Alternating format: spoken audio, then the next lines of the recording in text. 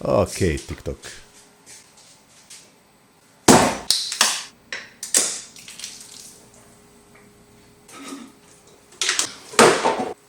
Ajmo kuhat. Pravim svoj autohtoni burger 4 vrste luka, odnosno quattro cipolle. Jedan luk, 4 načina pripreme i možete ga komodno servirati onima koji govore i misle da ne vole luk, a gnjatu ga u tonama u svakom termički obrađenom jelu. Što se prvog luka tiče, iseckamo ga na kockice i ostavimo u vodu da bi reducirali taj intenzivni okus luka. Onda ono najlakše, kiseli luk. Svaki YouTube kuhar ima recept za ovo na svom kanalu, a toliko je lagano napraviti da ga ja mogu napraviti bez gledanja. Sol, šećer, pola sirće, pola voda. Prokuhamo to, prelijemo luk i onda ostaviti bar sat. Onda karamelizirani luk. Rokneš bruku luka na laganu vatru i ovo može potrajati 45 minuta. I ako si ne napravite da uživate u ovom procesu, smorćete se.